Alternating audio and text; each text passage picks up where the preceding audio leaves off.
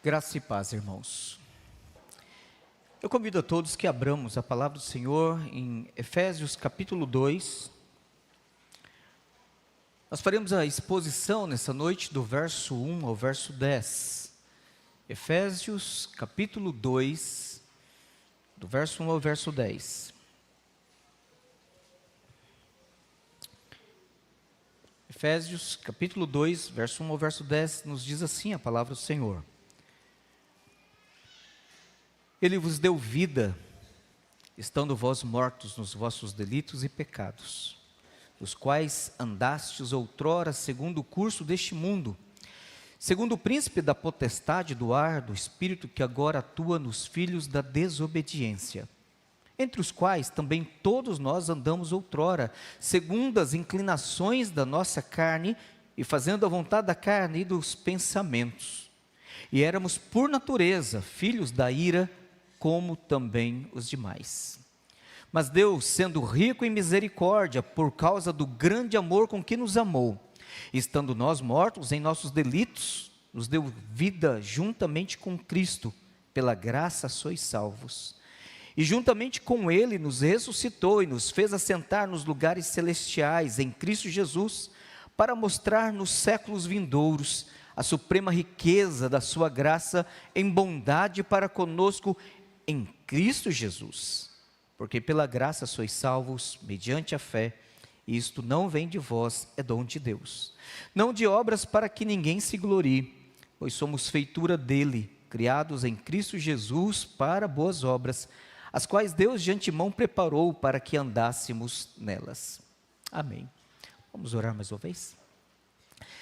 Senhor Deus, nós te louvamos, porque temos aqui a apresentação do propósito eterno, Senhor, revelado em Cristo Jesus e que nos alcança, de modo que podemos, ó Deus, experimentar a salvação, a alegria, a comunhão, a vida eterna, a partir do já, embora aguardamos ainda algo maior, que ainda não se realizou.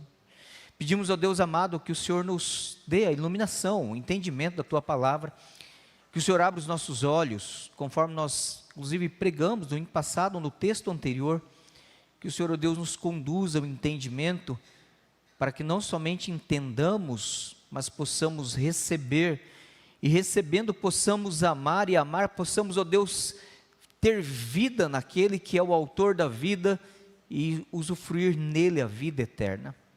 Abençoa-nos, ó Pai, para que o poder do Senhor se manifeste entre nós nesta noite. Em nome de Jesus é que nós oramos. Amém. Irmãos, o apóstolo Paulo, nós temos visto nessa sequência expositiva de Efésios, ele vem então falando agora a respeito do por que Deus decidiu e por que Deus precisou realizar tão grande salvação. Infelizmente, às vezes as pessoas pensam, em algumas igrejas evangélicas, talvez alguns de nós, por algum momento, ou talvez até por causa do modo como fomos ensinados, somos tentados ou levados a pensar que salvação é um negócio muito simples, né? É só dizer assim, aceita Jesus. Deus tem um plano para você, as 4 leis espirituais, né? E aí nós minimizamos a grandeza desta obra, nós tratamos de forma simplista a grandeza da redenção, e nós, involuntário ou não intencionalmente, porque se levados ao entendimento da grandeza da obra de Cristo, da supremacia, da riqueza, do louvor, da glória desta obra, nós nos vemos constrangidos. Não, mas não é isso que eu quis dizer, quando eu disse que é só aceitar Jesus. E de fato, aqui, nessa porção, nessa parte do verso 1 ao verso 10, nós somos confrontados com a gravidade da nossa situação antes de conhecer a Cristo, da riqueza, da importância, do poder que foi necessário para nos salvar, e o propósito no qual agora nós somos redirecionados, porque estávamos andando numa direção, estávamos sob uma condição, estávamos cativos, escravos, sob maldição, e agora Deus nos dá vida para que sigamos com Cristo. E tamanha é essa obra, que isso precisa ficar claro para nós. Bom, então vamos lá. A salvação sempre é pela graça. Nós temos visto isso, né? O primeiro sermão nosso é que Deus salva pecadores. E esses pecadores, nós que somos salvos em Cristo Jesus, somos salvos e recebemos benefícios, bênçãos que já estão preparados para nós antes da fundação do mundo, conforme nós já vimos no primeiro sermão. E que Paulo agora, no capítulo 1, verso 15 ao verso 23, ele então dá o motivo do como que agora essas bênçãos chegam até nós. Como que nós entendemos elas e como que nós usufruímos elas no meio do povo de Deus. E aí talvez você pense, eu sou fantástico, né? Deus me escolheu antes da fundação do mundo. Então Deus viu que realmente eu ia ser a melhor coisa. Eu sou o prêmio de Deus. Tem um camarada por aí que falou uma loucura, e o que ele falou tem sotaque do inferno, né? Ele diz assim: você é o centro de Deus, você é a fraqueza de Deus. Eu falei assim, mas rapaz, é o demônio falando. Isso não é a palavra de Deus. Porque quando nós olhamos para o texto, irmãos, nós percebemos sim que nós somos salvos pela graça. E aí observe, do verso 1 ao verso 3. Primeiro ponto, nós somos salvos pela graça da nossa condenação maldita, da amaldiçoada condição que nós nos encontrávamos sem Cristo. Às vezes nós pensamos assim, mas quando Cristo me chamou, quando eu decidi ser crente, ou quando eu recebi Jesus como Salvador, eu não era assim um devasso, eu não era uma pessoa assim podre moralmente, eu era uma pessoa boa, uma pessoa moralmente respeitável, eu era uma pessoa moralmente admirada, eu fui educada numa boa família, eu tive uma boa educação, aí ok. Ninguém está dizendo que você externa, pública, visivelmente, ao padrão socialmente aceitável, você é a pior coisa, ou era, pelo menos antes de conhecer a Cristo. Talvez você fale, eu nunca caiu na sarjeta, de modo que cachorro veio lamber a minha boca, eu nunca me envolvi com prostituição, eu nunca me envolvi com isso, com aquilo. Ok, volto a dizer, eu não estou dizendo que antes de conhecer a Cristo, você estava numa situação deplorável de devassidão.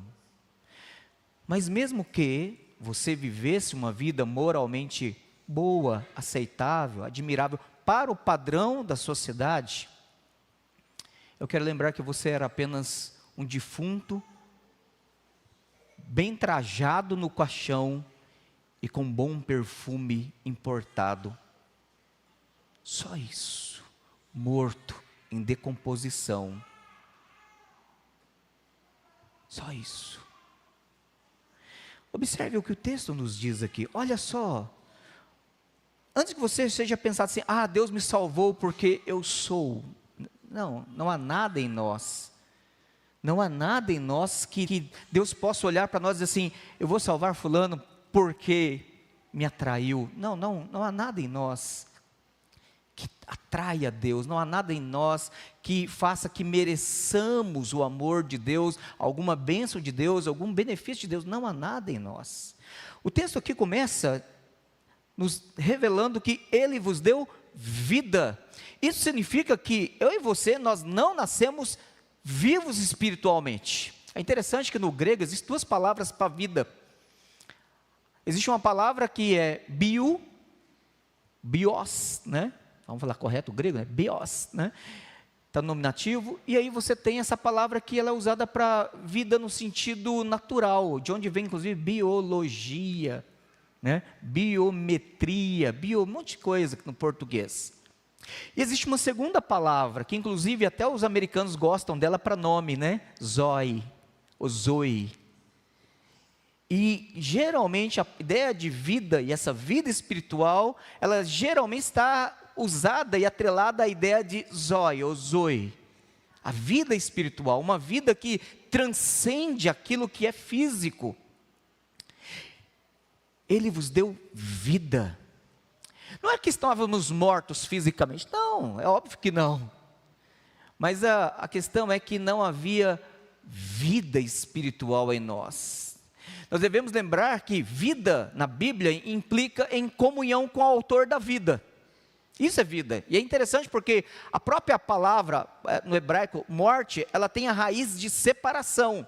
Então quando Deus, lá em Gênesis, diz para Adão e para Eva assim, para Adão, né? Ele diz para Adão, aí Adão informou Eva e Eva fez a confusão toda lá com a serpente. No dia em que dela comer, certamente morrerás. E houve um rompimento. É por isso que Isaías diz que os vossos pecados, faz o quê? Separação entre vós e o vosso Deus. E esta separação, ela implica em morte. E é interessante porque quando alguém morre, nós não, porque não tivemos essa experiência ainda, né? Quando nós morrermos, nosso corpo e a nossa alma separará nós de nós mesmos. Até que Cristo volte e nos dê a alegria de reencontrarmos nós conosco. Corpo, eu, alma. Então, essa é a ideia de morte espiritual. Há uma separação, há um rompimento. As pessoas, elas nascem desconectadas de Deus. E é interessante porque a palavra religião vem do latim religio, né, que significa reconciliar. Então eu acho estranho às vezes quando as pessoas falam assim, não, eu sou cristão, eu não sou religioso. Eu fico tentando entender, porque assim, Tiago fala lá no capítulo 2, né, porque a verdadeira religião, do que você está falando? O cristianismo é o quê? É uma dança? O que eu saiba é uma religião, e a religião verdadeira, porque é a única religião que fala de reconciliação, que fala que Deus, um Deus sábio, um Deus poderoso, graciosamente proveu reconciliação para que criaturas, para que o homem que foi criado à sua imagem, seja reconciliado com Ele, por meio do seu Filho. Ele vos deu vida, estando vós mortos nos vossos delitos e pecados. É interessante porque aqui o apóstolo Paulo, inspirado por Deus, ele usa sinônimos. Os nossos tradutores, eles traduziram delitos e pecados, mas espera aí, pecado não é transgressão da lei de Deus? 1 João diz isso no capítulo 3, né? Porque pecado é transgressão da lei. Então, se o pecado é transgressão da lei de Deus, por que Paulo diz aqui delito? Porque delito é uma transgressão. Aí ele usa a palavra pecado de novo, mas observe, há no Novo Testamento grego palavras diferentes para pecado, como também no hebraico. E aqui as duas palavras que ele usa, literalmente uma é delito, e aí a tradução está vertida, e a outra que foi traduzida simplesmente por pecado, ela poderia ser traduzida por desvio. Só que aí, desvio talvez ficaria, desvio do quê? Desvio do propósito de Deus. Então nós não somente pecamos, e o pecado aqui Paulo menciona, ele faz referência, ele está se referindo à ideia de que nós estamos desviando do propósito de Deus, porque o que Deus nos criou? Deus nos criou para a sua glória. Não é isso, criançada? A gente aprende o Baby Catecismo. Deus nos criou para a sua glória. Está certo? Né? Deus nos criou para a sua glória. Deus nos criou para a santidade. Deus nos criou para o seu louvor. Deus nos criou para a comunhão com Ele. Deus nos criou para que possamos nos deleitar nele. E quanto mais nós nos deleitamos, quanto mais sentimos prazer em Deus, mais Ele é glorificado. Mas ao desobedecer a lei de Deus, ao transgredir, ao quebrar a lei, nós não somente nos tornamos criminosos, porque é isso que é alguém quando comete um delito, mas nós nos tornamos errantes, nós nos perdemos, nós nos tornamos pessoas sem rumo, sem propósito na vida. E aí observe que o texto aqui está nos descrevendo no nosso estado natural. Alguém que está morto, ele não está apenas inerte, inapto, incapaz de obedecer satisfatória e de forma que agrade a Deus. Ele continuamente quebra a lei, e ele está errando, ele está desviando, ele está perdendo o foco, ele não sabe. É por isso que Paulo, lá em Atos 17, ele fala aos atenienses: porque vocês buscam a Deus, mas como que tateando, não conseguem achá-lo. Quando você conversa com uma pessoa que não é cristã, e talvez você que nos visita nessa noite, se você ainda não é um cristão, se você ainda não fez uma aliança com Cristo, se eu perguntar para você, como é que você adora a Deus? Você talvez vai dizer assim: eu adoro a Deus do meu jeito, eu oro a Deus do meu jeito, eu leio a Bíblia do meu jeito. Mas permita-me dizer algo para você, que o seu jeito não serve para Deus, é do jeito dele. Para agradar a Deus, primeiramente é necessário que você o conheça, e conheça o que Ele exige de você. Por exemplo, quando você vai a um tribunal, existe toda uma liturgia. Eu vou lá de calção e camiseta regata, né? Você nem entra, meu querido. Existe toda uma liturgia quando o juiz entra à sala. Existe uma liturgia para o promotor, para a defensoria. Existe toda uma liturgia de ordem, de falar o que falar. Então, existe liturgia nas coisas. Até mesmo em relações simples. Quando você encontra com alguém, né? Você, por exemplo, fiquei uma semana sem ver o presbítero Petrônio. Chega para o presbítero Petrônio, vai ter alguma coisa hoje à noite? Alguma coisa assim? Não, a primeira coisa que eu faço é o quê? Bom dia, boa tarde, boa noite. Como é que você está? Eu espero que a pessoa faça, né? Até a gente em casa mesmo, os filhos da gente acorda: ô pai, bom dia, como é que você está? Dormiu bem? Não é? Então, para nós nos aproximarmos de Deus, existe algo que nós precisamos ser e fazer. Em primeiro lugar, irmãos, nós somos salvos pela graça da nossa condenação, da nossa maldição, da nossa condição amaldiçoada, porque nós estávamos mortos nos nossos desvios, nos nossos delitos, na nossa desobediência, na nossa condição de errantes, de perdidos. Nós somos salvos de nós mesmos, inclusive. Porque quando a pessoa fala assim: aceita Jesus e você vai ser salvo. Eu vou ser salvo do quê? Eu não estou perdido, eu sei quem eu sou, eu sei para onde, né? Não sei se você evangelizando, evangelismo explosivo, inclusive, nos dá bons argumentos para a gente poder ir cercando o indivíduo nessas respostas inteligentes que às vezes você recebe de uma pessoa, quando você fala para ela: você está perdido. Eu estou perdido do quê? Eu sei onde eu estou, eu sei onde eu moro, eu sei chegar na minha casa. Sim, meu querido, mas uma das coisas que o pecado faz na sua vida é negar o propósito. Quem você é? Por que você existe? Qual que é o propósito? Qual é o valor da sua vida? O que você está construindo? O que te espera além morte? Quais são as coisas mais valorosas, mais importantes para você? E aí as pessoas, elas dão as respostas mais diversas, e algumas inclusive estranhas.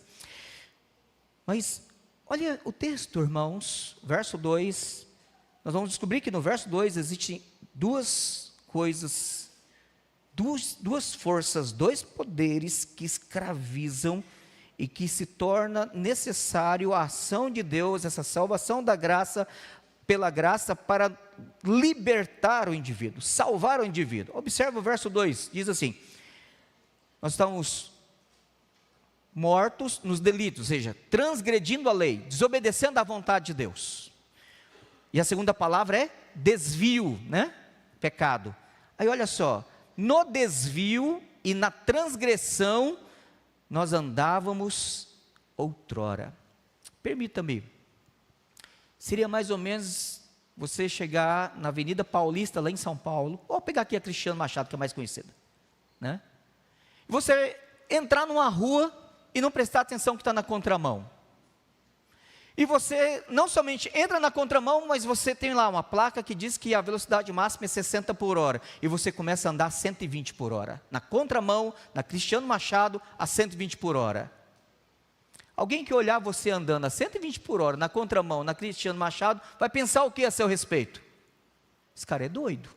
Ou ele está fugindo da polícia. Ou ele não tem noção nenhuma de direção. É um sem noção, né? É um nonsense. É nesse sentido que o apóstolo Paulo, inspirado por Deus, diz aqui: vocês andavam segundo o curso deste mundo, transgredindo a lei e ao mesmo tempo desviado, errante, sem saber para onde você estava indo, sem saber o que você está fazendo. E ele diz aqui: nos quais andastes outrora segundo o curso deste mundo. Bernardo Vasconcelos já me advertiram, falou: pastor, cuidado, quando é uma chuvinha um pouquinho mais forte, fica atento, olha para o céu, olha para a esquerda, olha para a direita e dá uma olhada se não está alagando.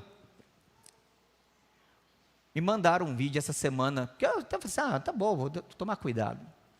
E eu confesso que até a semana eu não estava levando assim muito a sério o alagamento da Bernardo Vasconcelos. Não sei quem, foi você, prefeito, mandou. Prefeito Alan resolveu essa semana me dar um susto, né? Mandou um vídeo de um pós-chuva alagamento da Bernardo Vasconcelos. E alguém que estava talvez no 6º andar, 8º andar, filmando, pelo menos a perspectiva que dá é essa, né? E ele filmando, aí aquela água barrenta cobriu a rua toda, você não vê nada, não vê as divisórias da rua, nada. Eu fiquei olhando aquele negócio e falei: gente do céu, essa enxurrada, se me pegar, eu e meu carro, leva todo mundo. E você faz o que quando... Eu, graças a Deus, nunca tive experiência, não sei se alguém aqui já teve essa difícil, essa traumática experiência de ser pego enxurrado e o carro andando. Eu já tive a triste experiência de aquaplanagem. Alguém já teve aquaplanagem? É um negócio terrível.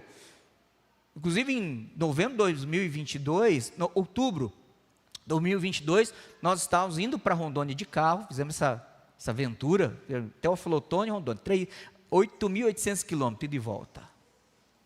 Mas foi bom. E aí, nós estávamos em Cuiabá, estávamos indo num shopping, alguma coisa assim, e estava chovendo. E aí, eu estava indo a 60 por hora, que era o limite de uma avenida lá, e chovendo. E essa avenida fazia assim. E na baixada tinha uma rotatória, o sinal, semáforo, jogo de semáforo, né? Controlando as entradas, e tinha um carro parado, uma senhora. E eu vinha a 60 por hora. Quando eu subi, que eu vi, que deu aquela visão da baixada, e eu vi o semáforo vermelho, e o carro parado, eu bati o pé no freio, para segurar. E quando eu coloquei o pé no freio, eu senti a roda travar, e o carro não diminuiu velocidade. E eu falei: vai bater. E aí aqueles milésimos assim, eu não posso puxar o freio de mão, senão roda. Mas eu vou puxando devagarinho. E o pé cravado no freio de mão, e o freio puxando devagarinho assim. E o carro foi travado, travou as 4 rodas, e ele continuava indo, porque deu água para lá, estava dando mais de altura de água assim, a enxurrada estava descendo. E aí foi na traseira do carro. Pau! E aquela chuva densa. A sensação de incapacidade de parar, de estar sendo levado por forças que estão acima do meu controle. Observe o verso 2, aqui diz que nós não somente estamos transgredindo, desobedecendo a lei, não somente desviados e errantes, mas o texto aqui no verso 2 começa dizendo que nós estamos sendo... sem Cristo, sem sermos libertos por Cristo, nós somos levados numa enxurrada, como aqui eu vi do vídeo da Bernardo Vasconcelos. A enxurrada vai levando, e você não tem o que fazer. Você entra em desespero, e a água está te levando, e você pode encontrar a morte, a destruição, ou o dano, e você não tem o que fazer, porque você está indo na imundície da água, a força da água. O texto diz que, segundo o curso deste mundo, Existem pessoas que falam assim, eu não quero ir para bebida. Mas aí o amigo dele fala assim, ô fulano, vamos, eu pago para você hoje. Eu não quero ir para prostituição.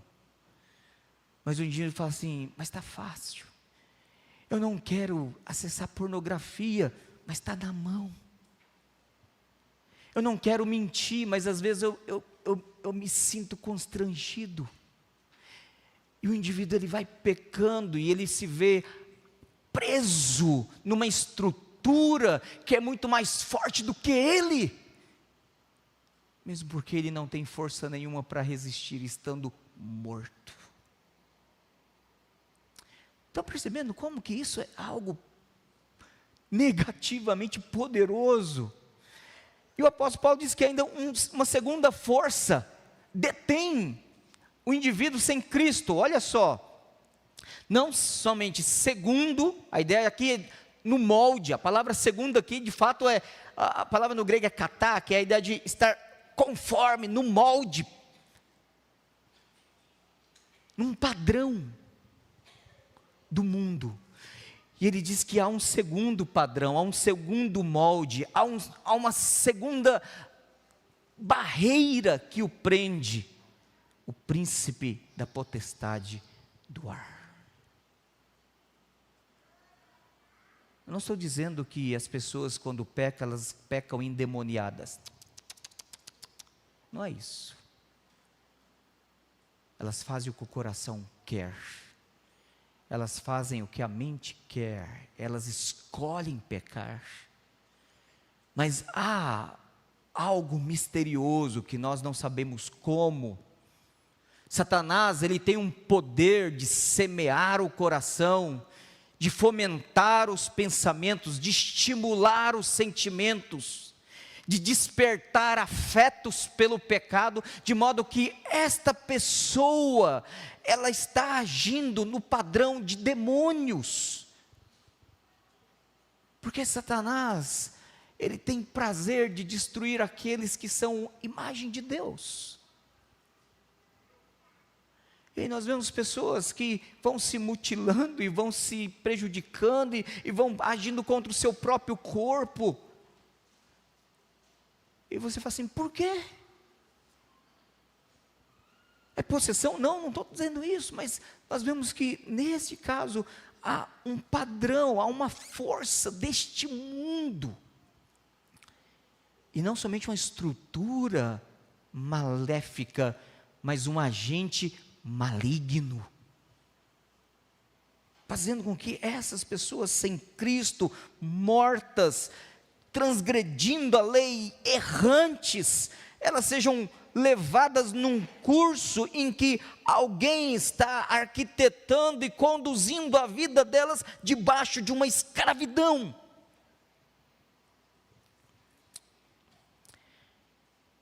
Olha o final do verso 2, que agora atua nos filhos da desobediência.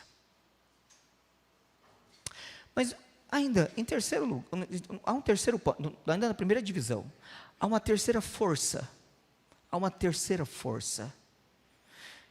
Paulo aqui, para deixar bem claro e nos trazer a humildade, a memória, e o senso de temor, para que o nosso estado de graça, e de conforto no perdão de Deus, não nos leve, não que a graça vai produzir isso, não, mas o nosso pecado ainda, o resquício, a presença dele, mesmo em nós que somos salvos, por vezes nos leva ao alto engano de pensar assim, eu sou melhor que fulano, porque eu não faço o que ele faz, eu não me envolvo com quem ele se envolve, eu não vou nos lugares que ele vai, eu não falo a linguagem que ele usa. Aí Paulo ele diz assim, olha meus irmãos, entre os quais também todos nós andamos outrora. E a ideia de andar na escritura não é apenas passar pelo mesmo caminho, a ideia de andar é de estilo de vida, é o modo como nós nos conduzimos, nos comportamos, como nós levamos a vida no dia a dia. Então, deste padrão, nós também éramos assim. Então assim, antes que alguém pense assim, eu não sou, era pecados diferentes, situações diferentes, modo diferente, mas na mesma condição. sob a mesma maldição, debaixo da mesma condenação, diz a Escritura. Todos nós andamos outrora, e aí ele ainda diz, para que você não pense assim, mas eu era vítima de uma estrutura pecaminosa, porque o pecado que habita em nós, às vezes nos leva a pensar que nós somos melhores que as pessoas, e quando nós nos vemos no nosso pior, a nossa tendência é fazer o quê? Eu sou vítima. Olha só como que a gente é sem vergonha, né? Nós somos dignos de toda reprovação mesmo. Quando nós nos achamos melhores, nós nos achamos melhor que os outros. E quando nós, inquestionável, incontestavelmente, nos vemos acusados e espelhados no nosso próprio pecado, a gente diz assim, eu sou vítima, eu fui forçado a fazer, eu não queria, foi a educação que eu recebi. Não, meu querido. O seu coração, o seu desejo, isso nasceu do mais íntimo da sua alma. Foi você diante de Deus, contra Deus, e em desprezo à vontade de Deus. Ele diz, segundo a inclinação da nossa carne, foi algo que eu desejei, foi algo que de mim mesmo. Eu posso até dizer, a circunstância facilitou. A tentação me ofereceu. O diabo me seduziu. O mundo me prometeu, mas fui eu que quis. Fui eu que escolhi. Fui eu que marchei com os meus próprios pés. Fui eu que peguei com as minhas mãos, fui eu que abri a minha boca, fui eu que maquinei com os meus pensamentos. Deus não me forçou, nem Satanás me obrigou, eu quis.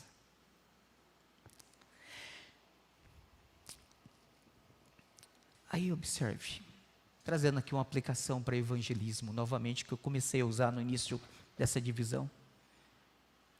Você está percebendo como que evangelizar é algo que exige um poder que está além das suas forças? Se você pensa que evangelizar é só chegar na pessoa e falar assim, 4 leis espirituais, Deus te ama, Ele tem um propósito para você, você precisa abrir o coração, aceita Jesus, levanta a mão, levantou a mão, agora você está salvo. Meus irmãos, não é fácil assim. Não é fácil assim. Se você luta com alguém que você tem evangelizado, se você luta com alguém, se existe uma verdadeira batalha espiritual, é essa.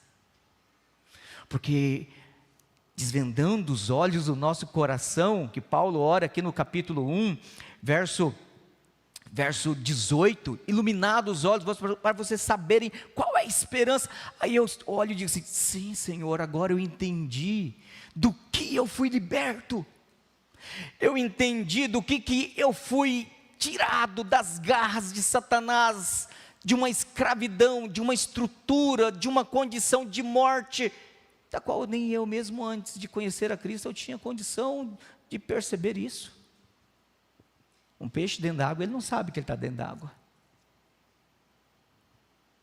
Ele vive ali. Ele não tem percepção da realidade ao seu redor. Mas ainda, irmãos, nós somos salvos. Para concluir esse primeiro ponto, se perguntar assim, nós somos salvos do quê? Se você disser, receba Jesus, você precisa ser salvo. E essa pergunta, eu preciso ser salvo do quê?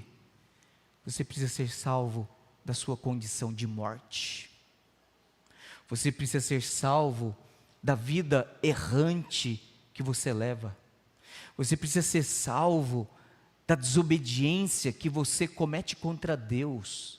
Você precisa ser salvo de uma enxurrada, de uma imundície, de um estilo de vida, de uma progressão de mal a pior, que você está se conduzindo no seu dia a dia, acumulando sobre si ira, sobre ira, da ira de Deus contra você.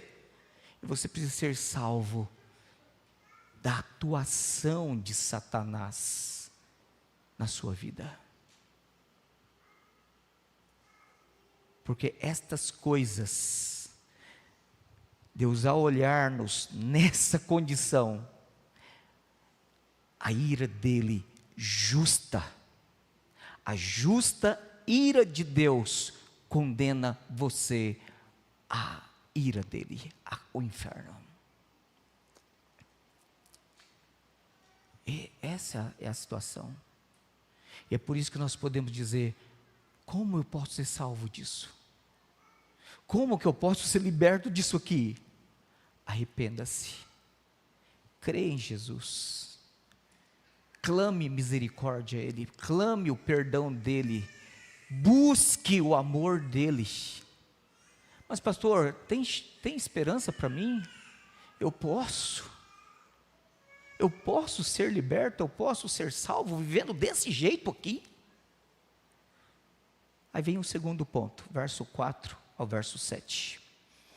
Somos salvos pela graça por causa do amor em Cristo Jesus. Aí você entende a força desse mas do verso 4. O verso 4 começa dizendo assim: você é tudo isso aqui. Você merece a ira de Deus. Você merece a condenação de Deus. Se Deus não fizesse nada contra você e apenas entregasse, deixasse você para si mesmo, você não se suportaria. Eu não sei você, mas às vezes eu tenho vergonha de algumas coisas de mim. E que isso eu suporto porque a graça de Deus me consola com o perdão deles. O texto diz: mas Deus sendo rico em misericórdia. E é interessante que o atributo mencionado aqui não é ira, não é justiça, é misericórdia. Ou seja, Deus olha para você morto, Deus olha para você transgressor da lei, um criminoso diante dele, errante, perdido, numa estrutura de impotência, levado pela imundície desse mundo, sob a atuação de Satanás sobre você, da qual você por vezes nem percebe como que o diabo age em você, e ainda fazendo o pecado, o desejo do seu coração, ao mesmo tempo que tendo prazer, mas é um prazer para a morte, é um prazer para a morte, é uma alegria para a morte, é um prazer que te torna mais e mais e mais e mais imundo, e mais podre diante de Deus. O texto diz: mas Deus sendo rico em misericórdia. Entendeu a força? Você estava indo para uma destruição por completo. E detalhe, debaixo da ira de Deus. Porque o final do verso 3 diz assim: e éramos por natureza filhos da ira, como também os demais. Deixa eu voltar só nesse finalzinho do ponto 1, dá um stand-by na segunda divisão. Às vezes, nós cometemos alguns erros no modo de apresentar o Evangelho. Nós precisamos falar a verdade, mas a verdade sendo dita na ordem errada, ela pode prejudicar. Você, por exemplo, seu filho fez alguma má criação, ao repreendê-lo, ao corrigi-lo, você já não chega nele assim: ai, papai te ama tanto, mamãe te ama tanto, por que você fez isso comigo? Você faz isso? Hã? Você senta lá com o menino, com a menina. O que você fez? Por que você fez isso aí? Me fala o nome desse pecado. Qual mandamento da lei de Deus você quebrou? Aí você conversa, repreende, corrige. Lá no final você faz o quê? Vamos orar para que Deus te perdoe. Eu quero deixar bem claro que eu te amo. Eu te amo. E toda correção é porque eu te amo. Mas você não começa falando do amor. Então, a ordem, às vezes, da verdade, pode ser, a ordem pode anular a verdade, embora continue sendo a verdade, verdade, mas ela pode anular o seu efeito. Às vezes as pessoas dizem assim: olha, Jesus te ama, Ele quer salvar porque Ele ama você. Não, nós precisamos primeiro lembrar as pessoas o que Deus fala.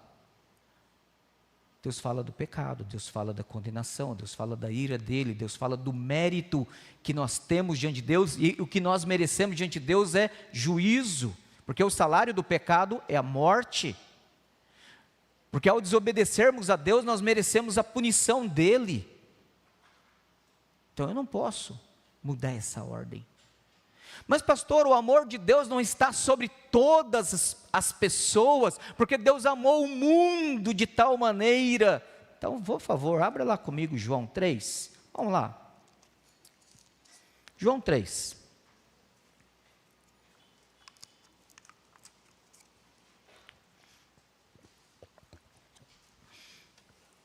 Evangelho de João, capítulo 3. E aí você, ao falar do Evangelho, você gosta de usar o verso 16, e corretamente ele deve ser usado. Mas eu não posso dizer que o amor que é revelado universalmente, ele está sendo aplicado individualmente de modo igual a todos. Isso é mentira. Por quê? Observe. Agora, ainda em João 3, verso 35 e 36. O Pai ama ao Filho, e todas as coisas tem confiado às suas mãos. Observe agora o verso 36. Por isso, o amor do Pai, que é dado para o Filho administrar, está sobre todos. Olha só o verso 36. Quem crê no Filho tem a vida eterna, porque experimenta o amor que o Pai dá ao Filho para que o Filho repasse. E aí, esse amor produz vida eterna, que o João 3,16 fala. O que todavia se mantém rebelde contra o Filho, não verá a vida, mas sobre ele permanece a ira de Deus. Se você não tem uma aliança com Cristo, se você não fez um compromisso de vida com Cristo, se você não recebeu Jesus como seu Salvador, não se iluda pensando que o amor de Deus está sobre você. A Bíblia está dizendo que o que está sobre você é a ira dele, porque você ainda está no curso deste mundo, você ainda está agindo segundo a influência do príncipe das trevas, e você ainda está agindo de acordo com os desejos pecaminosos do seu coração, e a ira de Deus está sobre você. Pastor, é dura essa palavra? É. Mas é a verdade. Se eu fosse no médico, e ele percebendo algum tumorzinho, um carocinho aqui, né? E o médico fala assim: vamos fazer o seguinte, vamos fazer uma biópsia. Ok, vou lá, faço o exame, faço a biópsia. Tempo depois, prescrito pela clínica, pelo laboratório, sai o resultado, eu pego o envelope fechado. Às vezes a gente até curiosidade, dá uma olhadinha para ver, mas não entende nada, porque a linguagem é muito técnica, fecha, leva lá para o médico, até passa uma colinha de novo, né, para não dar ideia de que a gente abriu, olha lá. E aí você chega lá no médico, no retorno da consulta, ele pega o exame, olha. E a minha pergunta para você é: o que é que você quer ouvir do médico? Você está de boa, não é nada. Não precisa nem operar. Isso aqui é um tumorzinho, uma glândula que inflamou, daqui a alguns meses ela desaparece. A gente gostaria de ouvir isso, né? Mas, se no laudo do laboratório acusar ali um tumor maligno, e o médico, ele precisa ler para você por uma questão de honestidade, por uma questão de competência, de profissionalidade, de exercício do cuidado profissional dele em relação a você. Se ele olhar e perceber que inclusive aquele tumor na sua vida vai talvez te dar ainda mais uns 6 meses de vida. Aí ele olha para você e fala assim: não é nada não, cara, vai para casa. Você está de boa.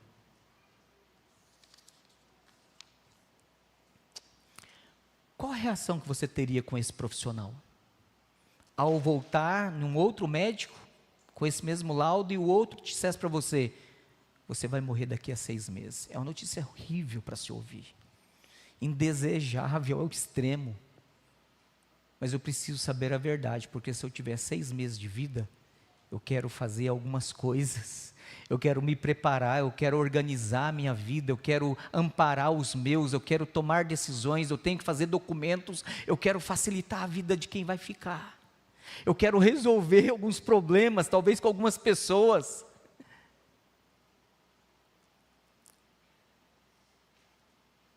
Pregar o Evangelho é dizer para pessoas que estão debaixo da ira de Deus, que elas vão para o inferno, que elas estão sob juízo, que elas estão sob condenação, se elas não forem salvas pela graça. É uma mensagem dura, mas eu não posso pregar outra coisa para você. Se você nasceu na igreja e até hoje não recebeu Jesus como seu Salvador, você está na mesma condição daquela pessoa que nunca entrou numa igreja e que nunca leu uma Bíblia. Se você nos visita nessa noite, está talvez ouvindo isso pela primeira vez, você talvez vai dizer: eu vim aqui porque eu estou com tanto problema, e eu estava precisando ouvir uma palavra de ânimo, assim, eu pensei até que o pastor ia ser uma mensagem mais coach, mais de elevação, assim. Pois é, eu vou dizer para você, que você vai ter alívio da sua alma, se você receber Jesus como seu Salvador e fazer uma aliança com Ele. Voltemos lá em Efésios capítulo 2, aí sim, a segunda divisão. Mas Deus, sendo rico em misericórdia, por causa do grande amor com que nos amou. Mas que amor é esse? O amor eterno. Eu te amei com benignidade, eu te traí. No capítulo 1, no verso 4 diz: assim como nos escolheu nele, em Cristo, antes da fundação do mundo, para sermos santos e irrepreensíveis. Observe, Deus nos escolheu para sermos santos, para obedecermos, para vivermos para Ele, para termos intimidade com Ele, para nos deleitarmos em obedecê-lo e para sermos irrepreensíveis, ou seja, não sermos errantes, desviados. E em amor Ele fez isso conosco. Agora, retomando essa mesma verdade, aqui no capítulo 2, verso 4, Paulo, inspirado pelo Senhor, diz que Ele, sendo rico em misericórdia, porque você pode dizer assim: por que Deus decidiu ser misericordioso comigo? Porque Ele me amou.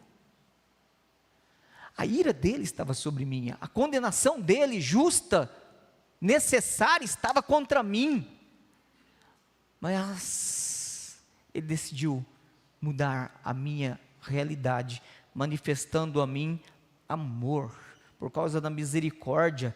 E antes que você diz: mas eu contribuí, Deus só fez isso porque eu deixei, Deus só fez isso porque eu permiti, Deus só fez isso por causa do meu livre-arbítrio, Deus só fez isso porque Ele viu em mim virtude. Não, observe o verso 5, estando nós mortos em nossos delitos. Nada, Paulo faz questão de voltar, Deus sendo misericordioso, Deus sendo bondoso, e a graça dele nos alcançando, Ele vem nos lembrar de novo: não há nada em você. Você não pode oferecer nada a Deus. Deus sendo rico em misericórdia. John Owen, príncipe dos puritanos, né? Ele certa vez disse assim: se você quer saber o quanto Deus odeia o pecado, olhe para a cruz. Ele humilhou o seu próprio filho. Ele expôs o seu filho para ser a vergonha do mundo, para ser rejeitado mais do que todos os homens.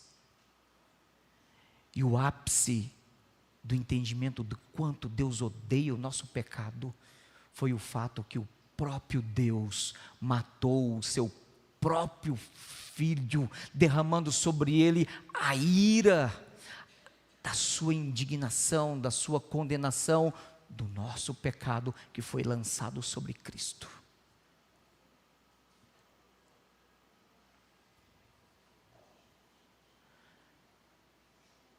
Quem aqui que iria fazer uma loucura, entre aspas, desculpe, assim: eu te odeio tanto, que a minha ira contra você eu vou despejar no meu próprio filho.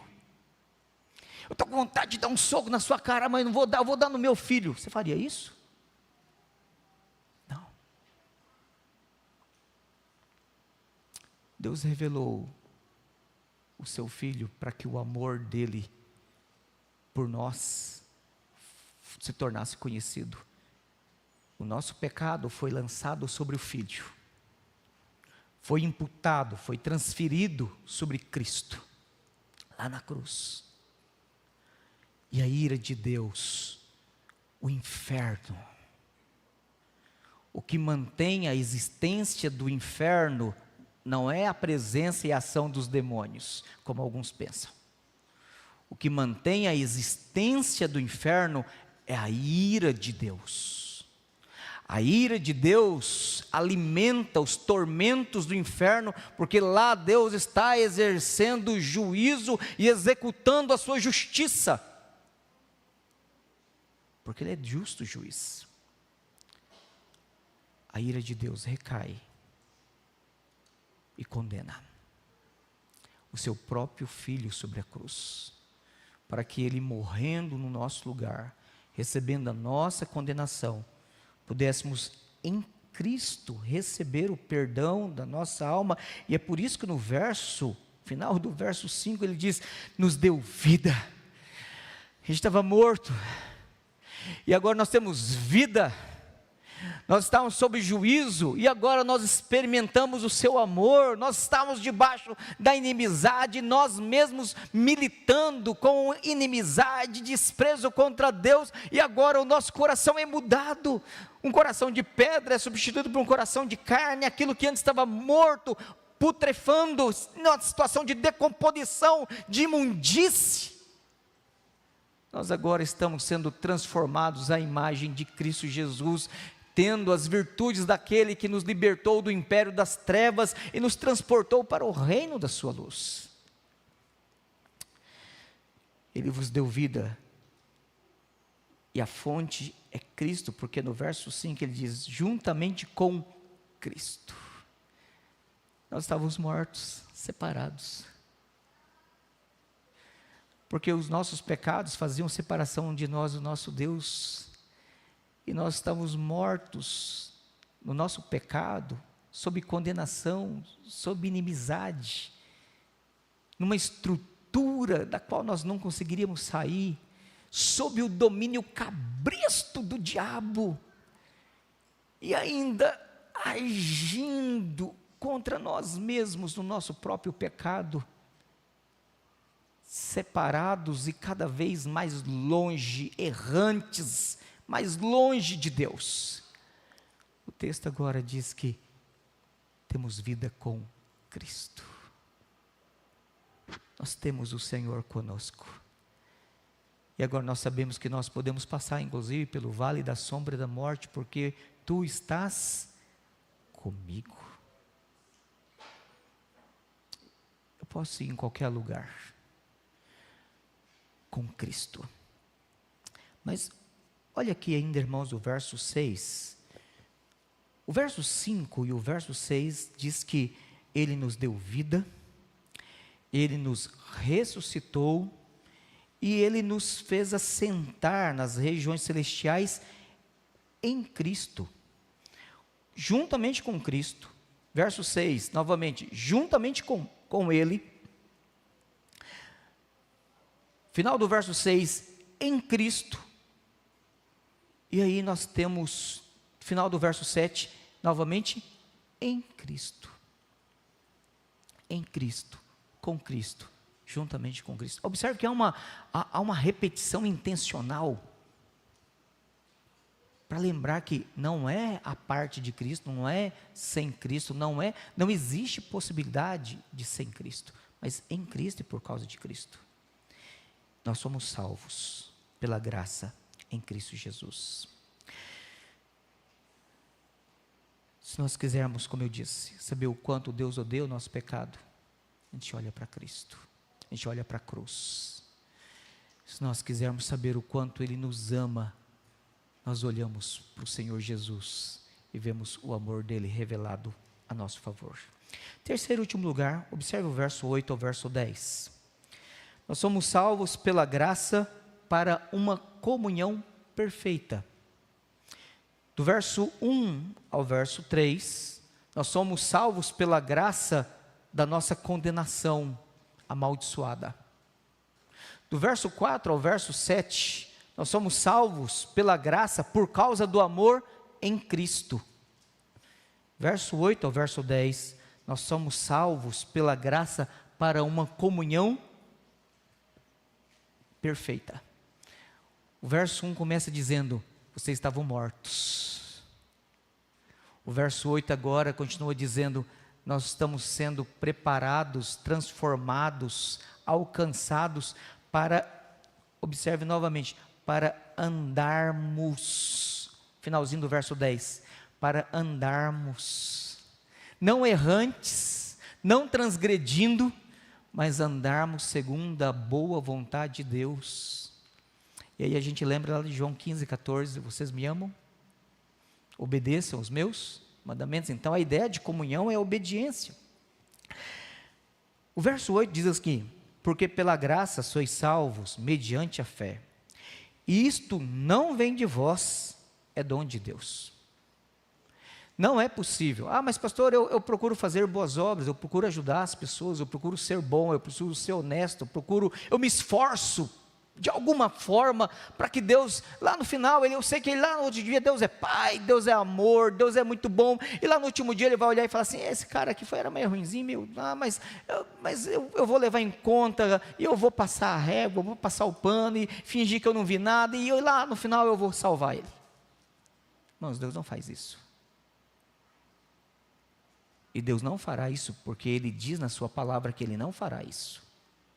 Ele é justo, juiz, e julgará cada um segundo as suas obras, segundo aquilo que nós vivemos, fizemos, realizamos, nos portamos, nos relacionamos, como nós desobedecemos, como nós o rejeitamos, como nós o desprezamos. Ele nos julgará, a não ser que a graça tenha nos alcançado, mudado o nosso coração e nos reconciliado consigo. O verso diz que é pela graça que sois salvos. Isto não vem de vós. A pergunta é: o que não vem de nós? A salvação. Porque aqui o que é graça, o que é dom de Deus, o dom de Deus aqui no verso 8 é a salvação. Ele não está se referindo à fé. Tem que tomar cuidado, porque às vezes a gente usa esse versículo para dizer assim: fé é dom de Deus. Aí a gente usa qual versículo? Efésios 2:8. Porque pela graça sois salvos, isso não vem de vós, é dom de Deus, a fé é dom de Deus. Bom, vamos lá. É verdade que a fé é dom de Deus, mas este versículo não está dizendo isso. O dom de Deus, o pronome demonstrativo aqui, está acusando que o que Deus dá, o dom, a dádiva, aquilo que Deus nos outorga pela graça é a salvação.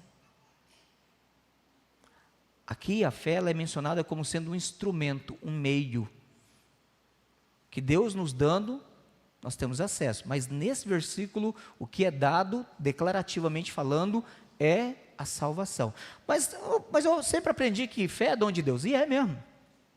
Abra comigo, por favor, rapidinho aí, Romanos capítulo 10, verso 17, Romanos 10, 17, vamos lá. Romanos capítulo 10, verso 17. Fé não é uma potencialidade, uma capacidade, uma virtude humana. Não confunda credulidade com o que a Bíblia chama de fé. São coisas distintas. Às vezes as pessoas confundem sua credulidade, né? Eu creio, né? Eu aceito, eu não questiono, então logo eu tenho fé. Não, isso não é fé. Tem gente que crê em duende, em Papai Noel, um monte de coisa.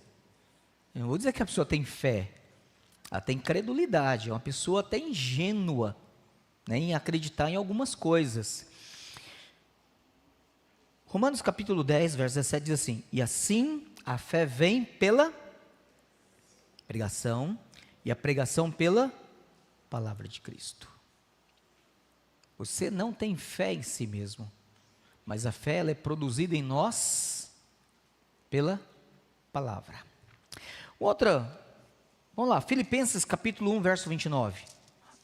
Filipenses 1, 29, rapidinho aí. Filipenses 1, verso 29.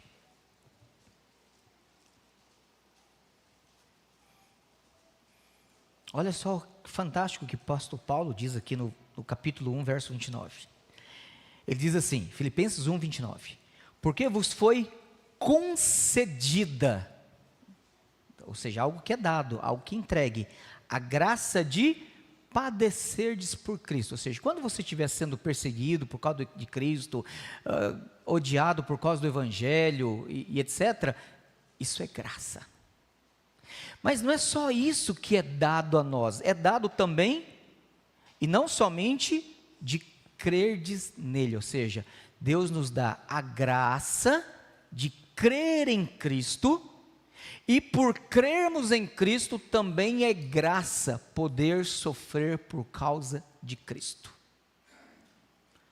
É por isso que os mártires nunca lamentaram e amaldiçoaram, porque quando eles foram presos, torturados e mortos por causa do Evangelho, eles louvavam a Deus, dizendo: é graça, não é maldição, não é Deus pesando a mão na minha vida, é graça, eu crer, e é graça eu poder morrer por Cristo, é graça. Mas o último texto ainda, só para fechar aqui, né? 1 Timóteo 1,14. 1 Timóteo capítulo 1, verso 14.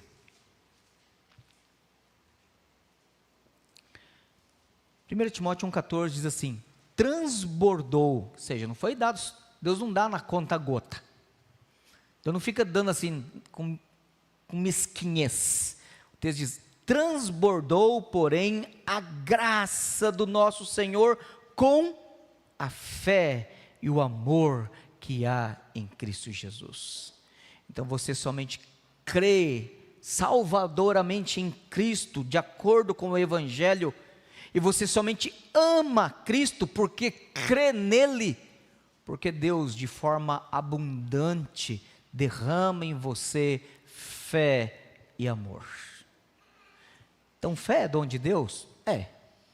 Você tem outros textos da Escritura para falar isso, mas Efésios 2:8, o isto refere-se à salvação e não à fé, porque a fé é mencionada aqui como instrumento pelo qual nós temos acesso à salvação.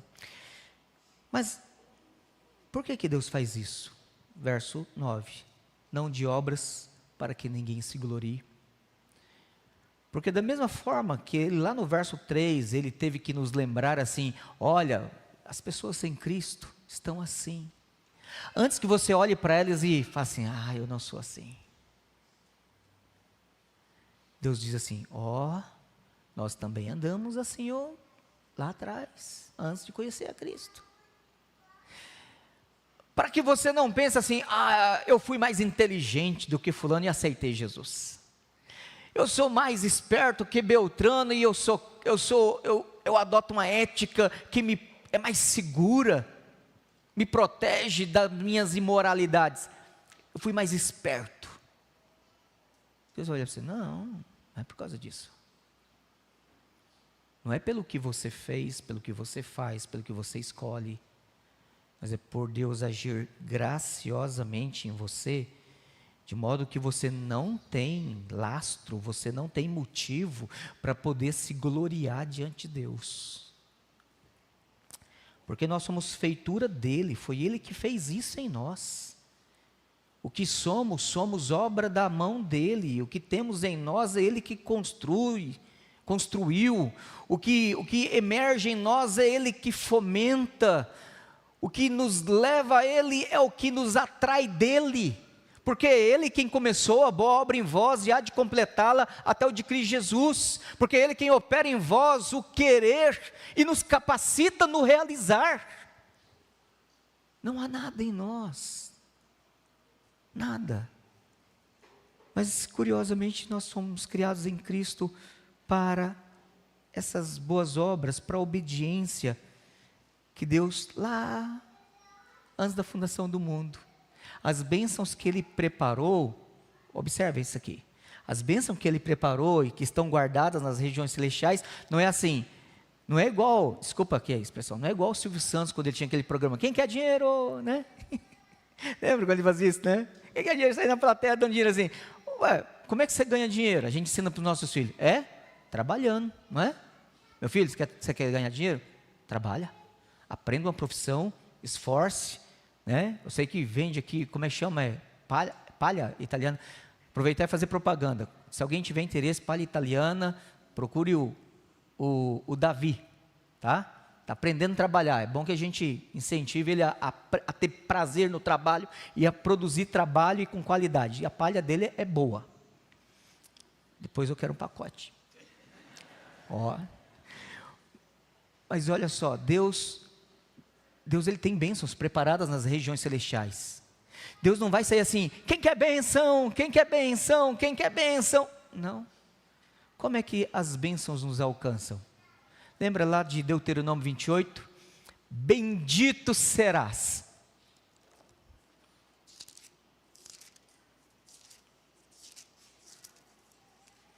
Deuteronômio 28. Se atentamente ouvires a voz do Senhor teu Deus, tendo cuidado de guardar todos os seus mandamentos que hoje te ordeno, o Senhor teu Deus te exaltará sobre todas as nações da terra. Se ouvires a voz do Senhor teu Deus, virão sobre ti e te alcançarão todas essas bênçãos. Bendito serás tu no campo, na cidade, bendito serás no campo, bendito o fruto do teu ventre, o fruto da terra, e o fruto dos animais e das crias. Ele continua, bendito, bendito, bendito, bendito. As bênçãos que Deus tem preparadas antes da fundação do mundo, elas nos serão entregues mediante a fé.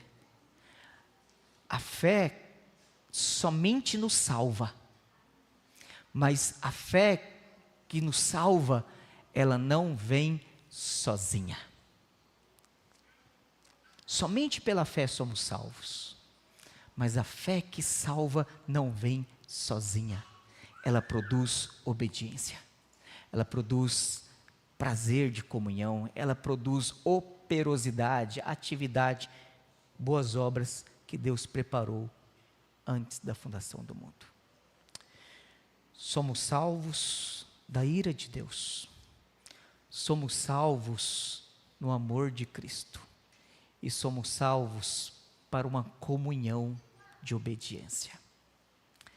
Que Deus nos abençoe, irmãos, para que lembremos que a vida cristã é pela graça, não há mérito nenhum em nós, é dom de Deus, para que ninguém se glorie. Vamos ficar de pé? Tem um cântico que eu sei que é conhecido da maioria dos irmãos, e esse cântico eu sei que não é comumente cantado aqui na igreja, mas como ele é conhecido, nós vamos nos esforçar para cantá-lo. Graça Sublime, que fala especificamente. Esse cântico ele foi composto por John Newton. Eu tenho as obras completas do John Newton na minha biblioteca. John Newton ele foi um mercador de escravos.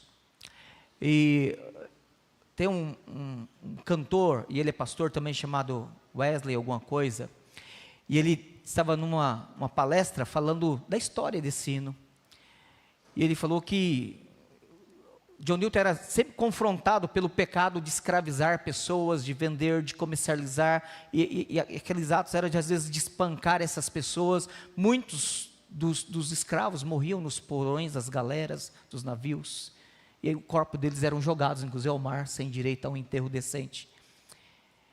E a melodia do hino é uma melodia triste, né? E o pastor Wesley, um contemporâneo agora, num vídeo do YouTube, explicando a origem, ele disse assim, ele certamente ouviu o gemido dos escravos no porão. E ele, quando se converteu, ele lembrou do pecado dele, como que o pecado dele fazia com que pessoas gemessem, como que pessoas sofriam por causa do pecado dele. E ele então encontrou perdão em Cristo, e ele compôs Graça Sublime, falando do que Deus fez na vida dele. Vamos cantar?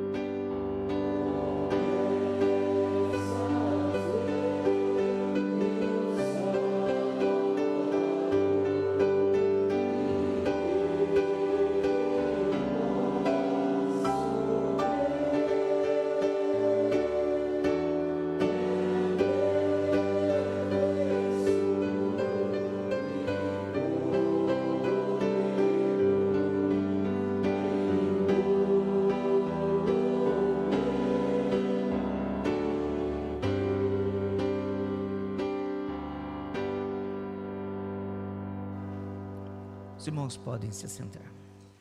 Convido os presbíteros para que possamos ministrar a ceia do Senhor neste momento.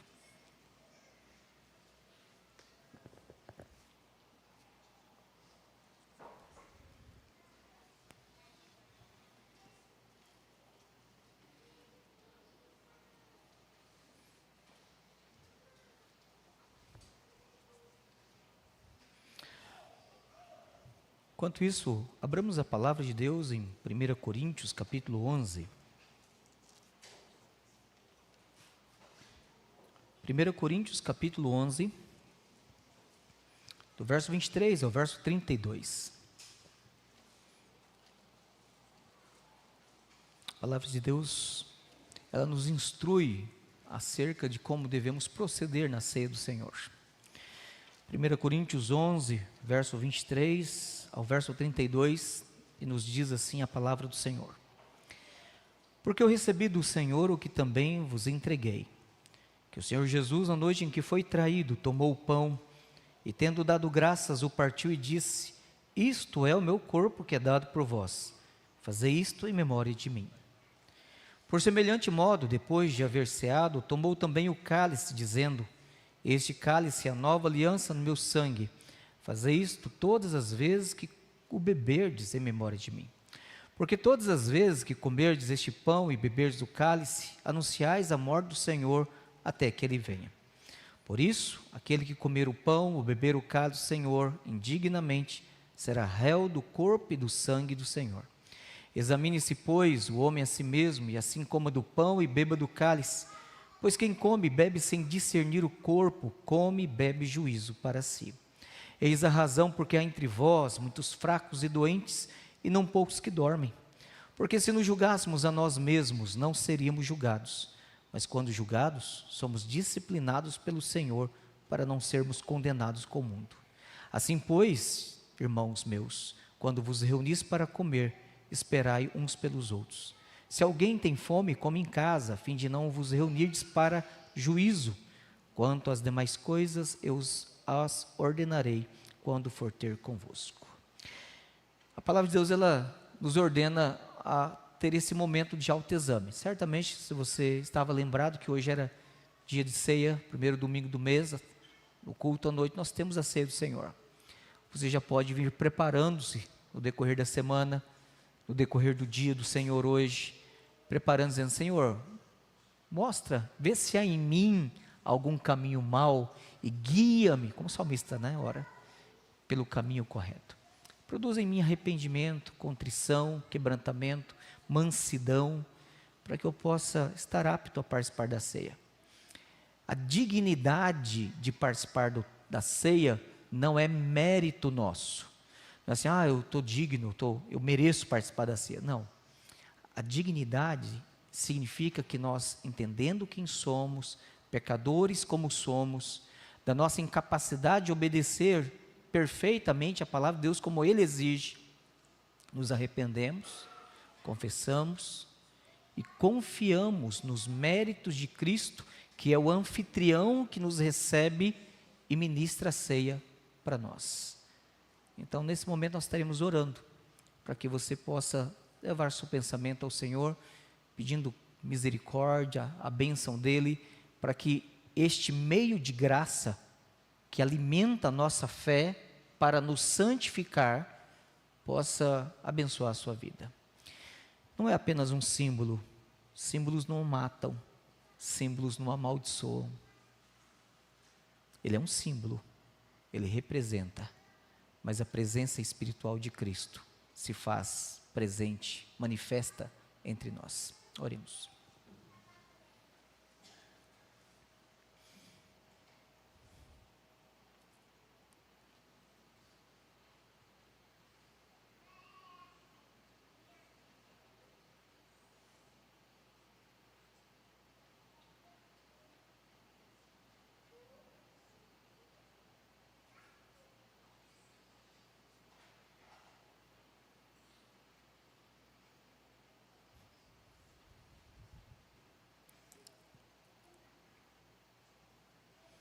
Senhor Deus, nós nos aproximamos, ó Deus, da mesa do Senhor e dela tomamos assento agora, para que de Ti possamos receber o pão que representa o Teu corpo e o cálice que representa o Teu sangue, que aponta, ó Deus, para a obra de reconciliação na encarnação, na obediência da lei, na sujeição à condenação que o Senhor recebeu no nosso lugar, e o Teu sangue foi vertido sobre a cruz a nosso favor. A Tua obra completa, perfeita. E o Senhor, ó Deus, que agora está à direita de Deus Pai, intercede por nós, nos tornando aceitos, perdoados e alcançando-nos as bênçãos preparadas nas regiões celestiais, para que em Ti, no Teu nome, na comunhão com o Senhor, onde nós agora com o Senhor estamos assentados, embora ainda pisando nesse mundo e sujando nossos pés na poeira dessa terra, mas nós temos a mente no céu, nós temos a nossa habitação reservada, nós temos a nossa pátria prometida e a herança que nos será outorgada no tempo do Senhor. Abençoa-nos para que possamos, alimentados por Ti, sair daqui, ó Deus, diferentes de como entramos. E assim, ó Deus, termos força na Tua palavra, na oração e na ceia do Senhor. Em nome de Cristo é que nós oramos. Amém. Se você é membro de alguma igreja verdadeiramente evangélica e nos visita nessa noite, você é convidado a participar da ceia do Senhor conosco. A Igreja Presbiteriana do Brasil, ela entende que a ceia, ela não é restrita à igreja, mas todos aqueles que creem que Jesus é o único salvador de suas vidas, e creem que a Escritura é a única regra de fé e prática para o conhecimento da nossa salvação e obediência ao Senhor, você é convidado a participar da ceia do Senhor. Isto é o meu corpo que é dado por vós. Fazei isto em memória de mim. Este é o meu corpo que é dado por vós. Fazei isto em memória de mim.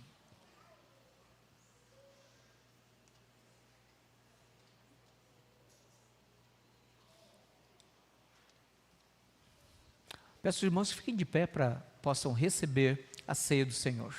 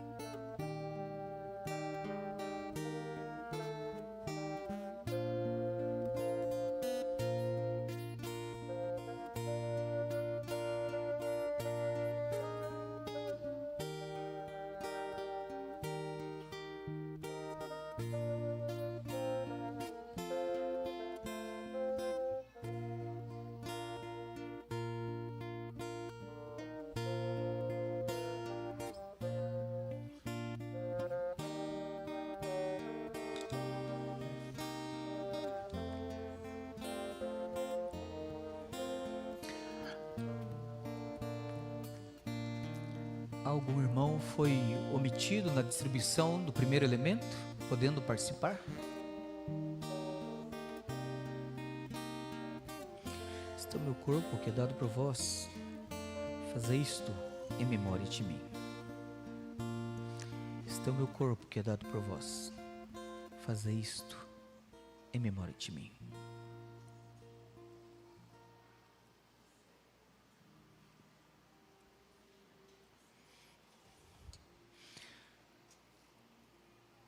Semelhante modo, após ter enceado, o Senhor Jesus, tomando o cálice, disse: Este é o cálice da nova aliança no meu sangue. Fazei isto todas as vezes que o beberdes em memória de mim. Mais uma vez eu peço que os irmãos que participaram do primeiro elemento fiquem de pé mais uma vez, para que possam receber o cálice do Senhor. Este é o cálice da nova aliança no meu sangue. Fazei isto todas as vezes que o beberdes em memória de mim.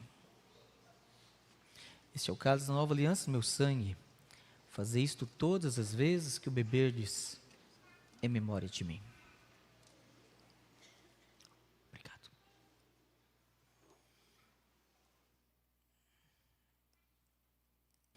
Este é o cálice da nova aliança no meu sangue. Fazei isto todas as vezes que o beberdes em memória de mim. Opa, perdão.